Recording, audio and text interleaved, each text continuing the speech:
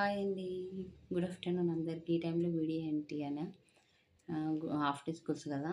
Lunch టైంకి ఇంటికొచ్చేస్తాం కదా! అయితే మనం లంచ్ చేసేటప్పుడు తినేటప్పుడు ఎప్పుడు మాట్లాడకుండా తినాలి. తినే 10 నిమిషాలు ప్రశాంతంగా ఉండాలని మనకు పెద్దవాళ్ళు చెప్తుంటారు కదండీ! అది చాదస్తం కాదు. దాంట్లో పెద్ద సైన్స్ ఫ్యాక్ట్ ఉంటది. ఇప్పుడు సడెన్‌గా నాకెందుకు గుర్తొచ్చింది అంటే ప్రాక్టికల్‌గా ఎక్స్‌పీరియన్స్ చేశాను కాబట్టి. ఇప్పుడు నేనేమైందంటే తింటూ మా అమ్మతో మాట్లాడాననమాట.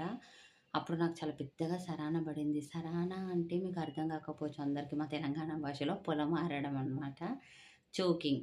అయితే అందులో ఉన్న సైన్స్ ఫ్యాక్ట్ ఏంటంటే మనకిక్కడ ఎపిగ్లోటిస్ అనే లీఫ్ షేప్‌లో ఉన్న ఒక ఫ్లాప్ ఉంటదండి. అయితే మనం దాని వర్క్ ఏంటి అంటే మనం తినేటప్పుడు మన వింగ్ పైప్‌ను క్లోజ్ చేస్తూ మనం తినే ఫుడ్ పైప్‌లోకి పంపిస్తుంది.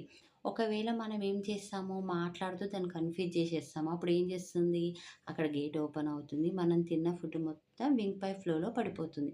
అప్పుడు మనకు చోకింగ్ వస్తుంది. అంతేకాదు, మనం తినేటప్పుడు మాట్లాడడం వల్ల ఇంకొకటి ఏంటంటే, బయట ఉన్న గాలి మొత్తం ఫుడ్ ద్వారా మన కడుపులోకెళ్ళిపోతుంది. అప్పుడు కడుపు చాలా ఉబ్బరంగా అయ్యి, చాలా అనీజీగా, చాలా బాధపడాల్సొస్తుంది.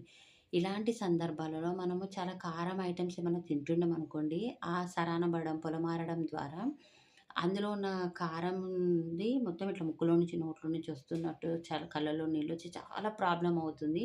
కొన్ని సందర్భాల్లో చనిపోయిన వాళ్ళు గూడా ఉన్నారంట. సో, 10 నిమిషాలు పెద్దవాళ్ళ మాటకి విలువిచ్చి సైలెంట్‌గా తిన్నామనుకోండి, ఈ ప్రాబ్లమ్స్ అన్నీ ఏమీ ఉండవు. ఇప్పుడు ఆ పొలమారడం వల్ల, సరాన పడడం వల్ల నాకు హెడ్‌ఏక్ వస్తుంది ఫుల్లు. అసలు ఎంత ప్రాబ్లమ్ అయిందంటే ఒక 10 నిమిషాలు అనిపించిందనమాట. ఓకే. నేనెక్కడో చదివానిది. అందుకని చెప్పాలి, షేర్ చేయాలి అనిపించింది. నా ఛానెల్‌ని కొత్తగా చూసిన వాళ్ళు